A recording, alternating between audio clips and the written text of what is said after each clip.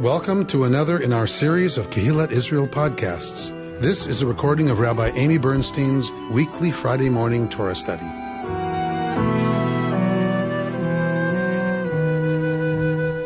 We are going to look this morning together at the beginning of Parshat Tzav.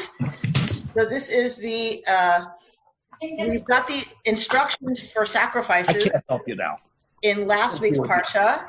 In Parshat Vayikra, we got the description of the different kinds of offerings, the korbanot, the sacrifices, and we're going to get some different kind of instruction, which we'll see.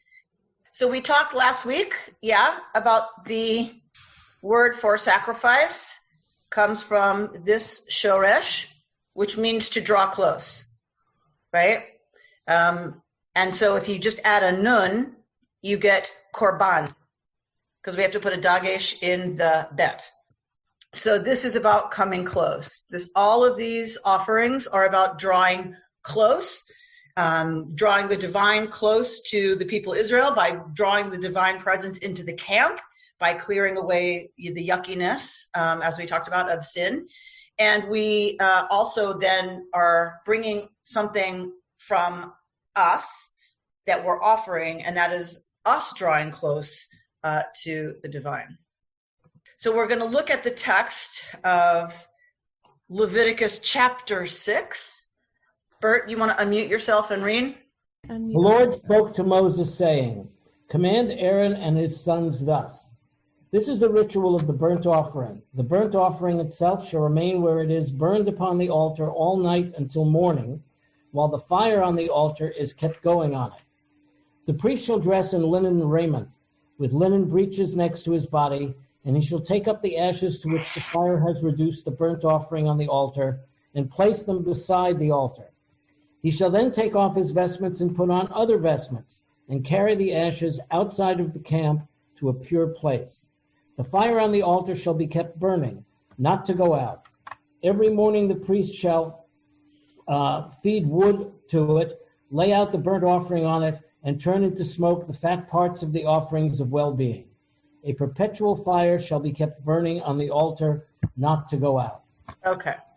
So let's look at that first bit of business that God is saying to Moshe. Vayidiber Adonai al Moshe lemor. So we get God speaking to Moshe saying, and verse 2, Tzav et Aharon ve'et banav lemor. So command Aharon and his sons, saying. And it's interesting, the rabbis point to this word tzav, command, because it's why doesn't it just say, tell Aharon and his sons, this is what they're supposed to do. Instruct them, this is what they're supposed to do. Why does it need to say tzav? And why doesn't just God command them? God says to Moshe, go and command Aaron and his sons, saying, Zot Torat Ha'olah. And this is, we're getting this word for the first time. We're getting this word Torah. So Torat Ha'olah. So this is the Torah of the Olah. So Torah here, of course, doesn't mean what we think when we think Torah as a specific book or set of books, or even the concept in general. This is a very specific thing. Torat Ha'olah. This is the instruction around the Olah. So we're going to get, in total, we're going to get 10 Torot for the priests. 5 Torot are going to have to do with exactly how to perform the sacrifices, and 5 Torot are going to be dealing with impurity. So we get 10 Torot in general, and I'm going to be quoting a lot from Dr. Tamar Kamiankowski's book, which is part of the Wisdom Commentary series, which is a feminist Bible commentary. And her book is, of course, she got the book Leviticus. So Dr. Tamar Kamiankowski, who teaches at the Reconstructionist Rabbinical College, she says that the reason that we're getting this word instruction here, this is Torat Ha'olah, and we're going to get 10 Torot, as I said. For her, that supports the theory that the chapters before this, all of the descriptions of the different sacrifices before this were meant for a general audience, the general Israelite, if you will. But now we're getting Torah. And so Torah is actually a teaching for the priests. So for her, the fact that this is a different way of talking about the details of the sacrifices, this is actual instruction. For her, that's an argument in favor of the other stuff that we learned was so that the Israelites knew what the priests were supposed to be doing. Because in many, most even, I would say, maybe all, I don't know that anybody does, but in the ancient Near East, in those systems, when you had a priesthood, and you had a priesthood in all of those religions of the ancient world, of the ancient Near East, when you have instruction for them, it's secret. Everything that they're doing in secret. And that's part of the power and the exclusivity of the priesthood is that it's absolutely secret. So you couldn't just open the Egyptian Book of the Dead. Like the priests who were dealing with that stuff could read those texts, but nobody else. So, and remember, and ancient Israel is no different than other ancient Near Eastern civilizations when we talk about the methodology for offering things to the gods. It wasn't any different. They would take the offering from the petitioner or from the person. They would take it, and then they would take it into the sacred precinct. And the sacred precinct was off limits to anyone but the priests. So once it got handed over to the priests, the people never saw anything that happened with that. The actual offering, the placing it before the god, all that stuff happened in secret inside the sacred precinct of the temple, the cult site.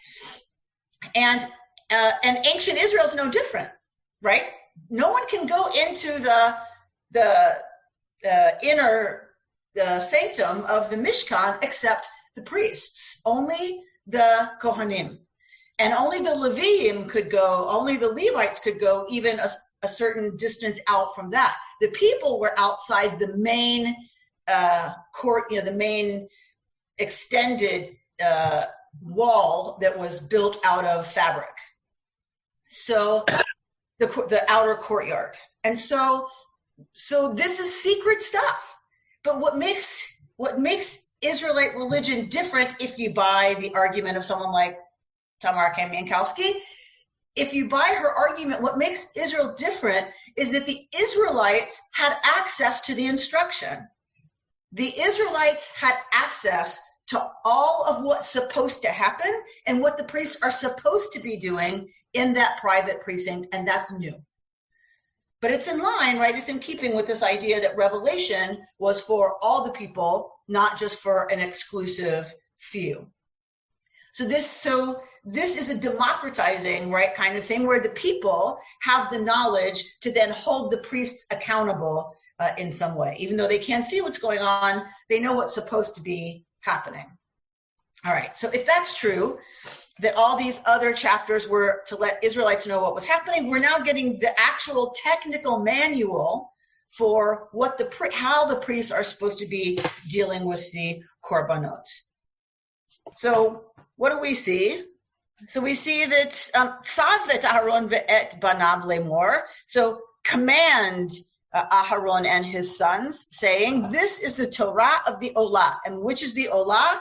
Again, the Olah is the Holocaust that is completely consumed on the altar, and it is the first offering made in the morning, and it is the last offering made at night, and it is to stay on the altar all night, right? So you can see where it says, V'zot Torat ha'olah, hi ha'olah al mukda al hamizbeach, kol halayla ad haboker.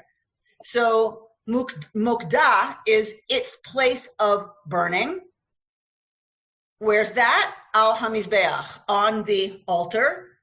Kol halayla, all of the night, ad haboker, until the morning.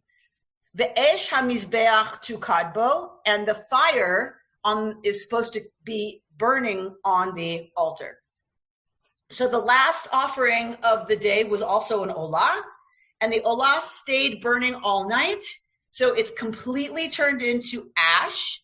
And the other thing this does, if you keep a fire burning on the altar all night, it bakes off. It's like your grill, right? You need to fire up the grill before you're ready to cook because you want to burn off all the yucky stuff that's left from the last time you had burgers, right, with your friends. So you want to make sure the altar grate gets cleaned off. And one of the ways that happens is that you have the fire going all night long. But so the commentators want to go a little bit further, and they want to say tzav, this word command. So why might Aaron and his sons need extra commanding around the olah, around this particular sacrifice? If this is Torah ta'olah, this is the Torah of the, what did I say? The Holocaust. Why might they need to be commanded about this and not just told what to do?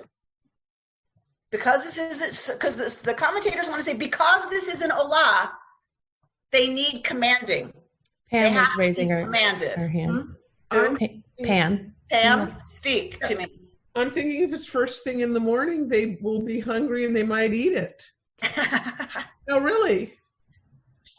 What is that? No, okay. Oh, no, it was like, God forbid, a million times. But you're close, right? So they don't get to eat the olah. Right. They don't get any portion of the olah. So why might they need to be commanded, davka, here, I'm going to command you to make the olah in the morning and in the evening? It starts the day service to God and ends the day that way. For sure, that's maybe why we have the olah there. Is it to not be wasteful? How is it not to be wasteful? I don't know. Right. If the priests don't get to eat any of it, if they don't get to take any of it home, maybe, I forgot. I was supposed to do an olah this morning. All right. Sorry. Right. They need extra prodding. They need extra oomph given davka, especially to the olah, because they don't get any of it. They don't get to eat any of it. It's of absolutely no benefit to them. And so they need a little extra fetch to bring the olah in the morning and to bring it in the evening and to bring it with all of the rabbis use the Hasidic, the Kabbalistic term zrizut, with all of the focus and attention and energy and care that they would give to anything else. Dana says maybe the extra prodding is so that they listen to the one voice, meaning capital O, not some others that they may be hearing. So the priests make their living, right, from these, and all of their sustenance comes from receiving a portion of the sacrifices. And so technically the olah represents a loss to the priests. And so one of our great commentators, Rabbi Twersky, says that the reason the Torah uses the language of commanding zealous attention in this verse, this is how Rashi reads the verse, that tzav, this command, is about their careful attention to these sacrifices, is precisely because the priest could not derive personal benefit from the olah. That's why it needs this word tzav, this extra kind of commandment. And so some might ask, is it even thinkable that the priests would be worried about not getting a share of meat? Like, this is the service of the divine, really? So Twersky says, well, apparently not. The Torah knows human nature better than we do. In spite of being the greatest scholar and leader, one who is in every other way totally devoted to God, a person may retain a streak of miserliness within themselves. The Torah teaches that no one is immune. Miserliness or stinginess is a character defect which can affect the great and mighty as well as the average person. Regardless of who or what we are vulnerable humans and subject to the most irrational of traits. So this is Rabbi Abraham Twersky writing. And so the commentator that I'm studying, writing about him, says, I think Rabbi Twersky's asking us to think over those times we've secretly resented having to do something for somebody else or for God if it didn't bring us some immediate benefit. Sometimes that benefit is material, and sometimes it is intangible: honor, recognition, power, influence, acclaim. These are not bad in themselves, but seeking them as a price of good behavior can lead to disappointment or anger if they're not forthcoming. Right? So even the greatest, even the most amazing servants who really live their lives as lives of giving can have moments where if you're not going to get something back for it, if nobody's going to see you do it, if you're not going to get the proper acclaim for it, if your name doesn't go on the article, then sometimes we can come to a place, right, of disappointment or even anger if we are attached to needing something in return for what we're giving. And so the Torah is saying, according to Rabbi Twersky, the Torah is saying even the priests have to be told when it comes to something that you're not going to get anything for, they need an extra level of being pushed to do it, because even the priests, and this is another thing I love about at least the way our tradition explains these texts, is that the priests weren't above anybody else, right? And we're going to see that in a moment also, that they weren't above anybody else, and that they have responsibilities that give them some status within the community, but that Torah recognizes, according to the later tradition, reading it into this, that the Torah recognizes that they're human beings, and that if they don't get a portion of the sacrifice, they might get a little lazy, a little lax about offering the olah in the morning and offering it in the evening. All right. Let's raise my hand. Amy? Yeah, who? It's me, Bert. Yes, Bert. This was meat on the fire? Yes. So I'm sure as a carnivore you can appreciate this. The priests are there all night long. This is meat without blemish. This is great stuff that people are bringing. Great meat. Right. And the barbecue, which is going all night, must really, really be tempting. So I think that's another level on top of this. It's like standing next to the barbecue, and you can't even taste to see if it's done right. Right, or when when the cook in the kitchen's cutting the chicken and you want to reach in and grab it, right? And I always want to smack people. It's like, get out of my, are you kidding me right now? I've worked so hard on this, and now you're going to start picking at the best parts. Get out of my kitchen, right? So, it's tempting. It's really tempting to smell that going, and you're going to get no part of it. Now, they're not up all night. Are they up all night watching us? There may be an evening. Just at the beginning of the cooking. Because they have to make sure that the fire keeps going. So it has to be fed fuel to keep going. I must have this wrong, because that was not the comment I was going to make about why. But you asked, why is this offering so special? Am I right about this is the one? This is the offering that is for God. It's burned up. And is this the offering that it's got the comment because it brings an odor that's pleasing to God? Now we know God doesn't need to smell good stuff or eat good stuff, but is this that offering that is so special because it is for God? No? Well, yes, it may be special because all of it goes to God. But presumably all of the offerings give God a reach nichoach, a pleasing odor. Because remember, the parts that are going to get burned for God of the other offerings are the fat and the entrails. So it's the fat that gives that gorgeous smell. Okay. I knew I had it wrong. So that's God's portion of every korban. So you're right. God gets a portion of every korban, which is the reach nichoach, the pleasing odor. the pleasing aroma, I would say, as a carnivore. And the olah, the special thing about the olah is that God gets the whole thing. Right. Well, for heaven's sakes, you don't want to mess with God's offering. Right. That really would be not so good. That's another great explanation then for why use the word tzav, right? Why be so machmir? Why be so strong about this? Because this is God's offering, right? This is not one you want to mess up, right? This is one you want to pay extra special attention to because this one is entirely burned up. Well, I thought that was the point of why it's all burned up. I mean, nobody's supposed to touch it. It is for God. That's right. Absolutely. Absolutely. And Sarah's got her hand up.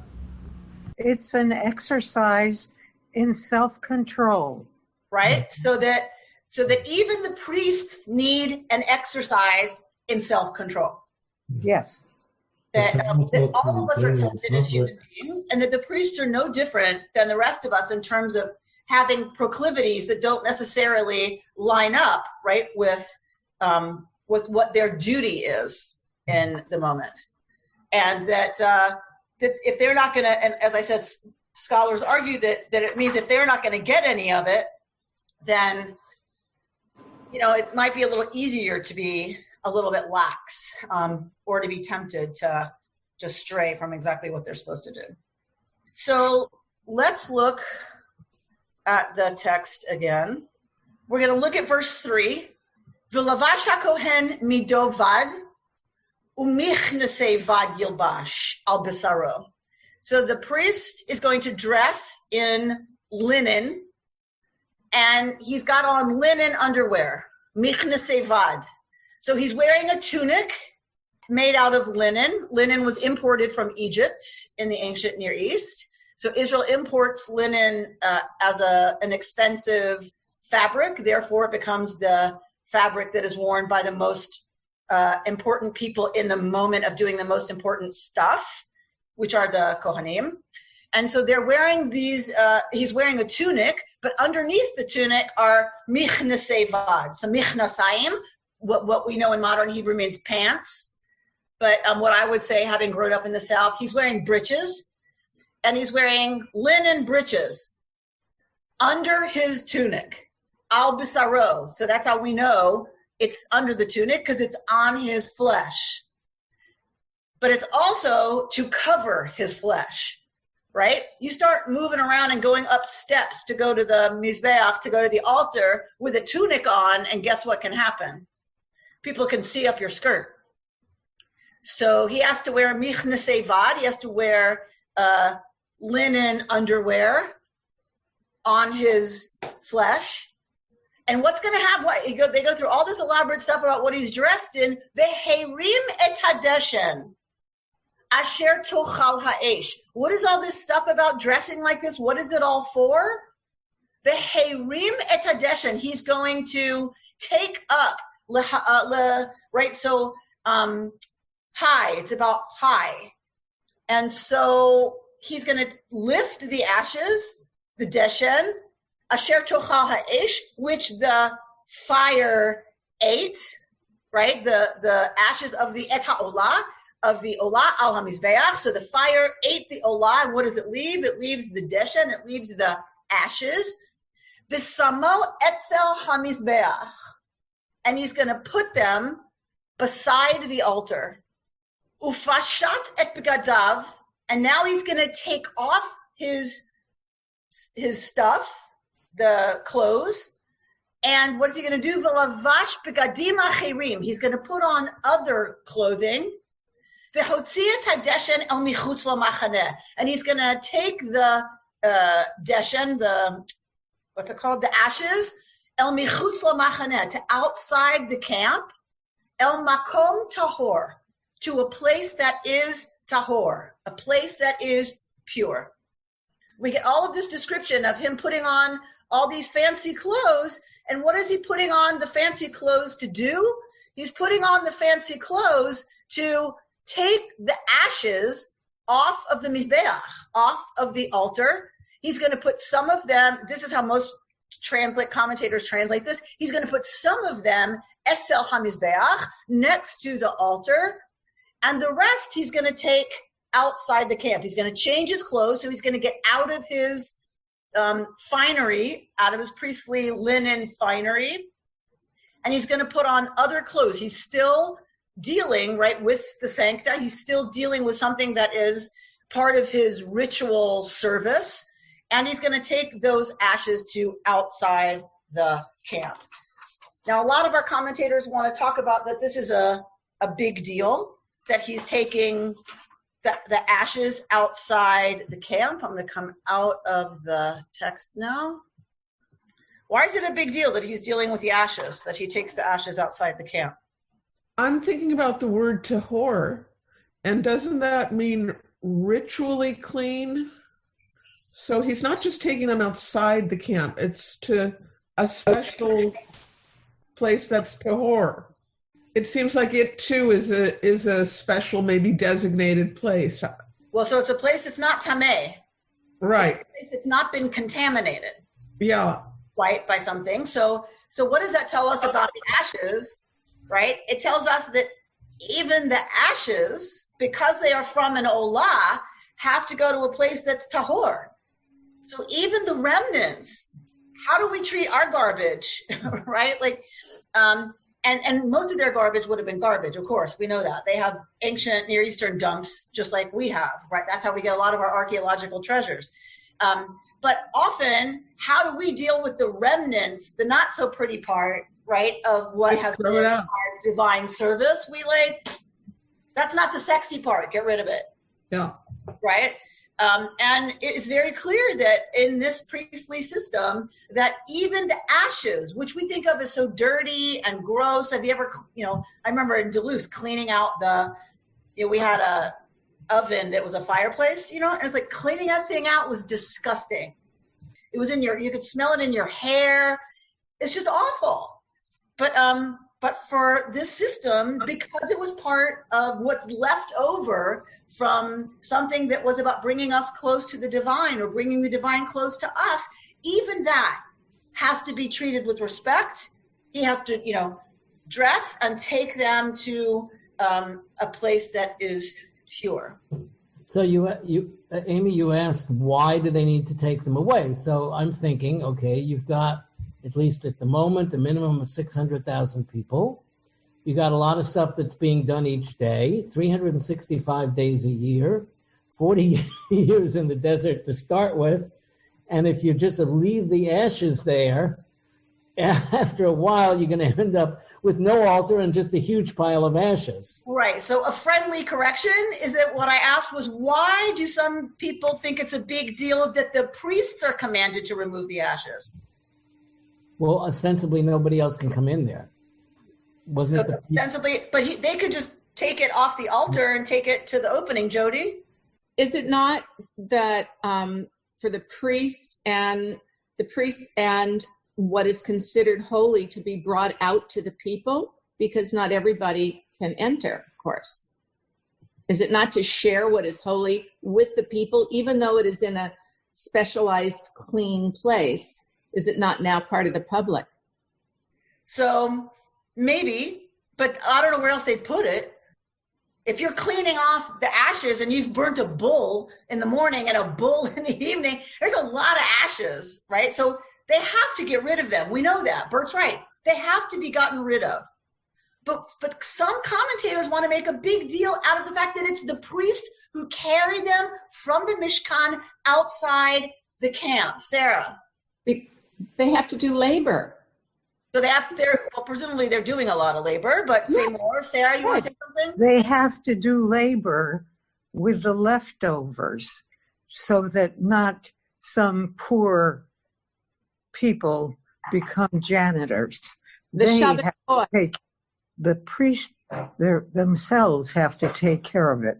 That's exactly right. That they have to be gotten rid of, and only priests can be in there. Okay, but the priest could take this big thing, this wheelbarrow full of ashes, and say to some schlepper, to the janitor, it's your job, right, to deal with this mess. This is the leftovers.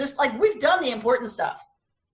We've offered, we did all the sexy stuff, and now you take, what's left and take it outside the camp and deal with all of that mess, because it's not fancy anymore. It's an absolute essential part of their duty to clean the grill, to clean the ashes, and to carry it themselves outside the camp. Yes. And to your point, Jody, that's a public act. The priests in their clothes, carrying the ashes, schlepping out the gross stuff that's left over, right? To take it outside the camp. Everyone's going to see that. And so it declares to everybody that the priests are needing to do this part of the work as well. And someone just had a question about work. Amy from Natasha, is this considered work then, as in would they still do this on Shabbat? This is considered sacred service. So the same word for work, avodah, is used both for fixing the drip under the sink. That's avodah, that's work, what the rest of us would do that we don't do on Shabbos. But then there's avodah that is sacred service, and that is done on Shabbos. Shabbos and holidays, there was an extra offering made on Shabbat, and on the holidays, and that's why we add Musaf, we add an additional service on Shabbat and on holidays, because there was an added, we have prayer services whenever we would have had an offering in the temple. So we have Shachrit, the morning, we have Mincha, the afternoon, and we have Ma'ariv, the evening. We add a fourth one, Musaf, on Shabbat and the holidays, because there was an extra sacrifice. So not only did they not refrain from doing it on Shabbat and holidays, they had an extra one. They had more work to do. And this is where we had the conversation about, rabbis work on Shabbos. We go into this business because we love Shabbat and holidays, and then we work on Shabbat and holidays, right, the rest of our lives. But of course, we would use a different term for what that is, right? That's service. That's divine service. All right. So 2 good questions. One from Kayla, which is, why can't the fire go out? Let's hold that, because that's an important piece of commentary from the tradition. Dana says, is this a ritual that's connected to our present day? Jewish rituals around a human body at death. Very interesting. Jana says, is this also referring to the humanness of even the priests? Meaning they are commanded to not fall into selfishness, and they have to take the ashes out to do the cleaning. Yes. So to your question, Jana, yes, I think that's exactly the point, is that they are, just so nobody thinks they're somehow different from every other human being, their humanness is there because recognizing that they could be tempted by some things, and don't think you're all that, Mr. Cohen. You still need to take out the ashes. You need to deal with, right? You need to deal with the rest of the business of sacrifice, of korbanot, which is cleaning the grill. Okay, so let's go to Dana's question, because then we're going to move on to Kayla's question. Is this a ritual that's connected to our present day Jewish rituals around the human body at death? Very interesting. So I think, Dana, what you're implying is that there seems to be a respect for the animal's body even after it's turned into ash. Yeah? That there's a regard for it, and it's treated respectfully even though it's now just ash. Is that related to the fact that we are very respectful and very concerned with the kavod, the dignity of a corpse? So that's interesting. Like, anthropologically, is it the same impulse? Is it the same instinct? So I guess part of that question would depend on what is the motivation of the people who created taking the ashes out of the camp as a part of the sacred service. If it's because the animal should have dignity because it's an offering to God or because it was a living being, okay, then yes, I would say maybe that impulse is the same in both cases. How we treat the dead, just because it's dead doesn't mean we don't recognize that it was once living. Maybe that's the same impulse. Or it could be two different things, right? That one is because this is service of the divine. That's why this animal is treated the way it is. I don't know how they felt about the corpses of animals that were not sacrificed, right? We don't know. But it could be that this is just because it was given to God. It is now, it is now designated for the divine, and therefore it had a holy purpose, and therefore you have to continue to treat it as it has a holy purpose. And if that's the case, that might be a different instinct, a different impulse, a different set of values that lead to that behavior. That the human body was in the image of the divine. We know that impulse. We know that the reason the human body is treated with such respect in our tradition is because it was created b'tselem Elohim, in the image of the divine. And you don't ever want to have the image of the divine desecrated in any way. So you don't let it decompose. So that's why we buried so quickly, right? Because you didn't want the body to begin decomposing, because then you are marring the image of God. Even though it's a natural process, you're not supposed to have that be visible to everybody else. All right, so to Kayla's point, we're going to go to verse 5. V'ha'esh al hamizbeach tukad bo lo tichbeh. The fire on the altar that's burning in it, meaning in the altar, right, is not to go out. So what does that mean? How do you make sure that happens? Uvi'er aleha hakohen eitzim baboker baboker. How does it happen that doesn't go out? It happens because the priest is going to burn on it eitzim, wood. Baboker, baboker. This repetition of morning, morning means like yom yom, every morning. Ve'arach aleha ha'olah, and he will arrange on it the olah, the offering, v'hiktir aleha chalvei shlamim, and the fat parts of the shlamim offering. Eish tamid tukad al hamizbeach. A fire will consistently to be going, burning al hamizbeach, on the altar, lo tichbeh. It shall not go out. All right. So Kayla's question is, what's up with that, right? Why can't the fire go out? So anybody want to render a guess? Why can't the fire go out? Okay, so it's way too close to the eternal flame for me to not draw some kind of a comparison. But also, if the fire goes out, this is really even more work to get it going, to get it, I just think you keep it going. And I don't know, for me, I just can't help but draw the comparison to the eternal flame. Right. So, but the eternal flame, now you can draw that comparison between this and the Ner Tamid that we have. The eternal flame in Torah is not eternal. It's regular. Okay. The priests lit the menorah as part of the sacred service. If they had to light it as part of the sacred service, it means it wasn't lit all the time. Yeah. It went out, right? And then they had to clean the wicks, and they cleaned everything. And then they lit the menorah as part of the avodah. So in Torah, in this system, there is no eternal flame.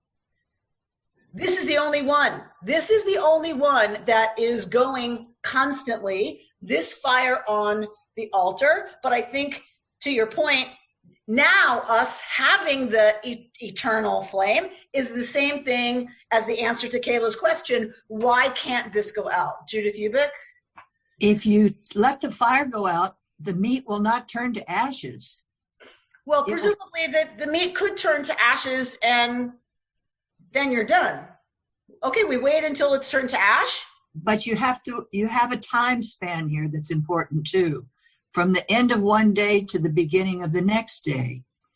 I think the time may be important. How? Because it ends. It starts on one day, ends on the next, and our holidays do as well. We start it in the evening, and the next day begins in the morning until the next You're saying it's a connector.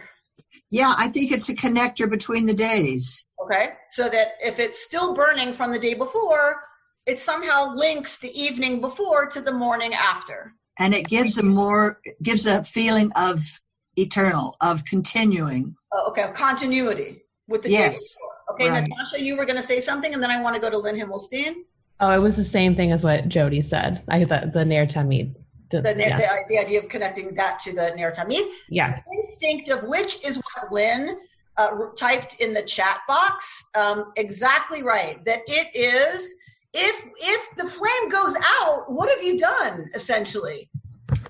If the flame goes out on the Mizbeach, you have stopped attending to that which draws God close and draws us close to God.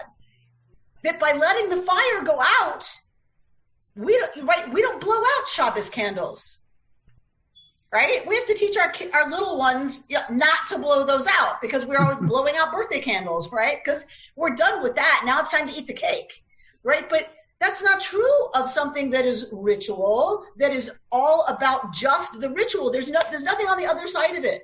There's not cake on the other side of lighting Shabbat candles, right? The treat is not the point. The lighting of the candles is the point.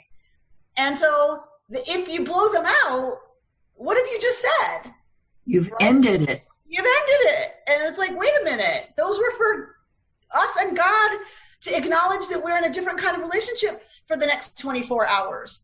So you don't blow out the Shabbos candle. I still get freaked out when I have to blow out Shabbos candles in the sanctuary, let's say, right? I hate it. Because there's a way that it kind of feels like it undoes the intention of lighting them. So they wouldn't let the fire go out, God forbid, on the Mizbeach, because what, you're going to say, now I don't need to tend it because we're kind of done for the day? You're never done. You're never done serving the divine. Never. Get smaller Shabbos candles. Yeah, get smaller Shabbos candles. They're still going to have to burn all the way down, and I don't want to leave them there. It's not safe, whatever. So, all right. So that's one answer. But the rabbis, because they're the rabbis, our commentators, they're going to have another answer. Any guesses what that might be? Constant devotion to God. Absolutely. That is the instinct here. But the Sfat Emet has a beautiful rendering of this that's a little different. So we're looking at the text, right? So the fire should be burning in the altar, because it's like a fire pit, right? That's why it uses the word in, not on. Velo tichbe, and it will not be covered up. That's meaning smothered. How you put out a big fire is you smother it, you cover it. Uvi'er aleha hakohen eitzim baboker, and the priest will feed it wood every morning, and arrange on it, right, the offering that's about greeting or gratitude. Esh tamid tukadbo, a fire will always be burning ala mizbeach, on the altar. Lo tichbe, it will not be put out. Any guesses of what someone like the Sfat Emet's going to do with this as a spiritual teaching? Jody? The fire in your heart. Okay, so if we move from this being a system of a sacrificial system, and we move to what replaces it in our tradition, which is the tefillah, right, prayer. Tefillot now replace korbanot, offerings. The offering now is not an animal. The offering now is what? In tefillah, what is the offering? Is our heart, our spirit. So our heart is that's the altar. The heart is the altar. And what we offer are tefillot, right? We offer prayer on the altar of the heart. That is now, right, avodah shebalev is what the rabbis call it. Avodah, it's still avodah, it's still sacred service, but it's avodah shebalev, service that's in and of the heart. So John is writing that it takes effort to keep a consistent relationship with God. A relationship takes two. Amen, amen. And Bert was going to say something. Bert, do you want to say something? It's interesting. There, in the Amidah prayer, there is actually traditionally something that talks about keeping the fire burning. I forget the number of it.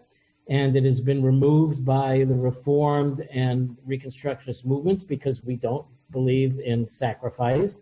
But I read a very interesting take on this, actually, by a conservative rabbi who said, no, leave it in because it really is about the fire in our hearts.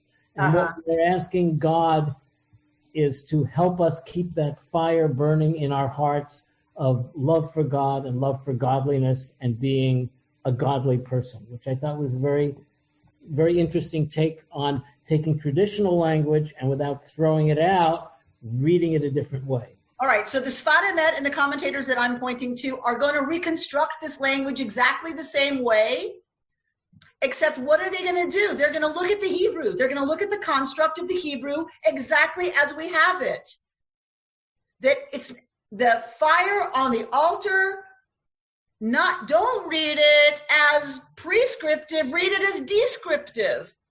That the fire on the altar, it's not that it's not allowed to go out. You won't let it go out. Rather, the Sfat Emet has a beautiful teaching that makes this a promise. This is a promise by God. The fire on the altar shall never go out. I promise. However hard it gets, however despairing you may be, however distant you feel from me, however distant you feel I am from you, I promise you, the fire on the altar, lo tichbeh, it can't be covered over. It can't be smothered, no matter what. David says, isn't it also a never dying relationship to God? Absolutely, right? So this idea that it goes all the time means there isn't a moment that we're not in relationship to the divine. But I love that the Sfat Emet wants to come in and reread this, not as a commandment, but as a promise. That God says, however hard it feels, however terribly boring and claustrophobic quarantine is, there is still relationship to me. There is still a fire on the altar, even if it looks really, really small right now, right? Even if it's really tiny right now, Esh tukadbo, there is a fire burning in there, literally in it, in you. Lo tichbeh. It can't be smothered. It can't be. You may not know that. You may not feel that. You may not be tending to it so much right now, but it can't be put out. And Rabbi Sheffield ties a lovely part of I believe it's Song of Songs. For love is as strong as death, right? And won't be put out. That fire is a fire of love, a fire of awe of the divine, and that just can't ever go completely away. Jana says, beautiful. Yeah, it's a really beautiful teaching because sometimes we need that assurance, don't we? Right? If it's not a commandment, says Lisa, it is our choice, right? Our choice, our promise, that it's there. The question is, are you going to tend it or not? And when it talks about the priest taking the ashes, it uses the verb to lift up. And so Dr. Kamiankowski wants to suggest that they understood, the rabbis did, harim, to take up, to mean not simply remove, but rather to dedicate. And they referred to this ritual as trumat deshen, the offering of the ashes.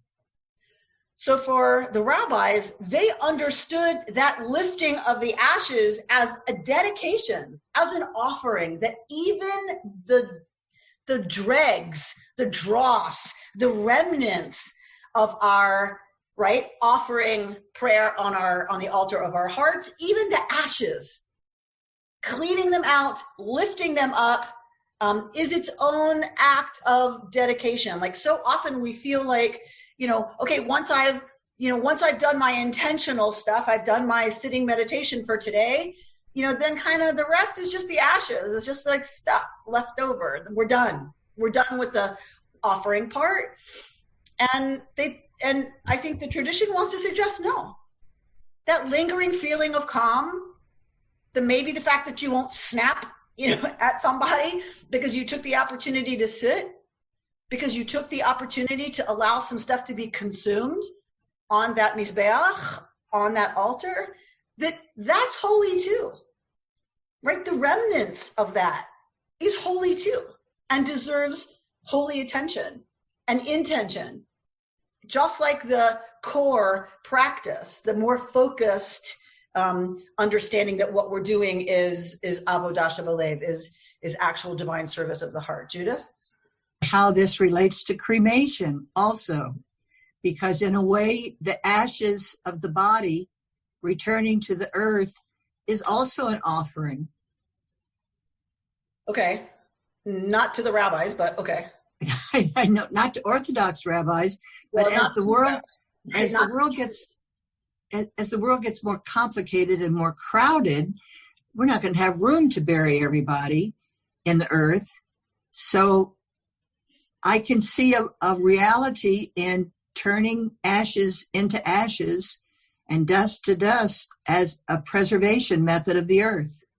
So just to play devil's advocate for a moment, the rabbis would say dust to dust, yes, not ashes. We're not ashes. Animals were turned into ashes. Human bodies were treated differently because they housed a human being. They housed a human soul.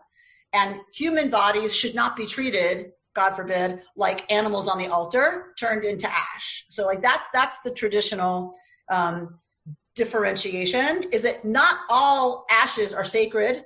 Not all carrying out of the ashes would have been sacred work. When you're doing it in your backyard, it's just a barbecue and you're just cleaning, right? It's intentional. And I get what you're saying, that if it's a corpse, obviously, who's turned into ashes, you would treat it with respect and dignity, like the sacrifice. But I think the rabbis were very, very, very, very nervous about wedding sacrifice and human beings, right? They wanted to get the Israelite tradition, and the rabbis wanted to get as far away from that partnering as possible. But if you're not killing a human, but after someone has died, to turn the body into ashes, would that be looked upon the same way? It would be. It has been looked upon by the tradition as corrupting an image of God, that you are desacralizing an image of God by burning it up, by destroying it. That it has to go back to God the way it came. It has to be given back to God just as it was when you died. You can't desecrate it by destroying it. So that's been the relationship of the tradition till now. Obviously, within non-Orthodoxy, that is changing. Right. As people, and I don't think it's mostly about space. I really don't. Because frankly, I would rather see everyone choose to be buried, because then we'd have to get rid of a lot of strip malls and have beautiful cemeteries in their place. So people who want to make an environmental argument, I disagree completely, because I think, or not completely, but not to be too strident, but I really think that cemeteries are some of our most beautiful places in the middle of cities. Look at Hillside. Look where Hillside is, right? When I go to Hillside, it's like there's the 405 and the mall. That's usually my relationship to that neighborhood.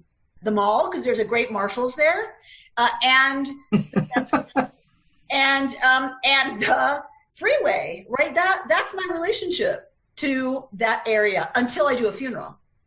And then I'm in this beautiful, green, quiet, sacred space in the middle of LA.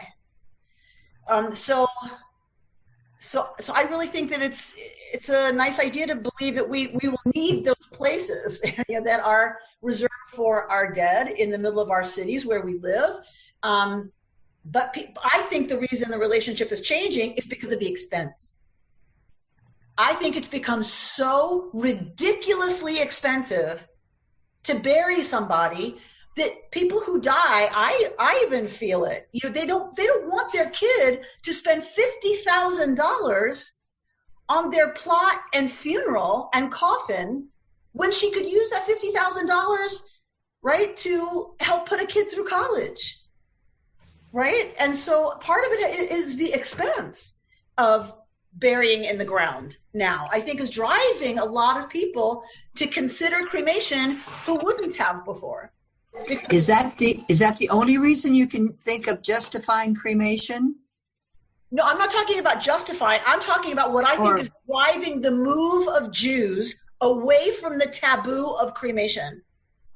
What's driving them to confront that taboo and push it back, I think, is financial. Expense, yeah. It's the expense. I would rather be buried in the ground because I think it's an important ritual for my daughter to have. God forbid a million times it should happen only 100 years from now. But when it happens, I think it's an important thing for her to have a body to put in the ground. I'm really attached to our rituals. Both of my parents were cremated. I got handed a box. Somebody handed me a box. Here's your dad. Here's your mother. It was horrible, horrible. And I'm holding my mother. It's ridiculous. I really am attached to the rituals where we lower someone into the ground. We cover them for their final sleep. I think it's beautiful. I think it offers closure that we just don't get when someone hands you a FedEx box and say, here's your father. Good luck with that.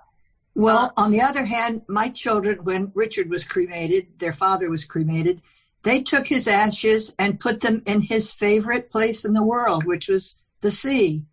Right. And so I get that for some people that's lovely. It was, I'm just saying. Not for you. And so my point is, I would love to give that to Eliana. I'm not sure I'm ready to spend $60,000 to do it. Yeah. And take that money from her that could be used for her life, could be used for her future, and spend it on a ritual I want to give her because I feel attached to it.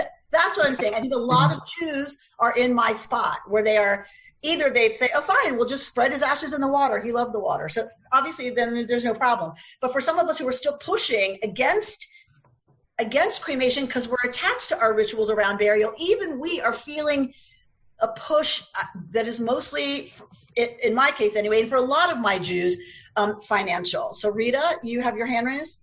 Hi, I wanted to give an alternative to the straight cremation. My husband and I had decided to donate our bodies to science, and there you feel that although in the end they cremate the body, but it's been serving a useful purpose. So that's sort of a variation on the cremation. Yeah, that's what my mother did.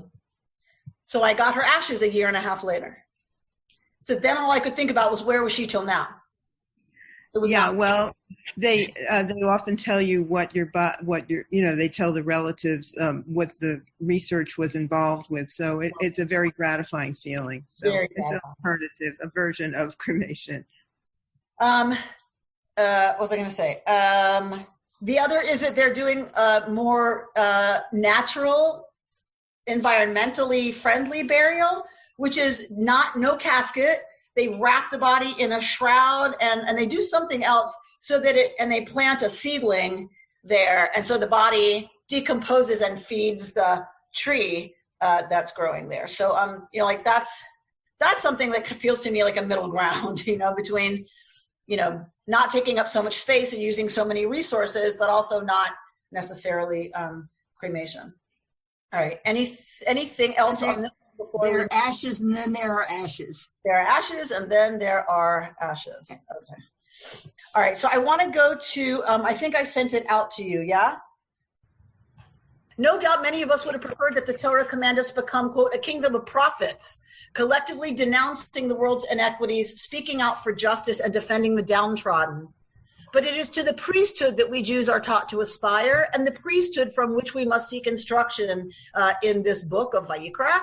What can we learn from the role of the priest and from these methodical instructions for the slaughter and dismemberment of animals for ritual offering?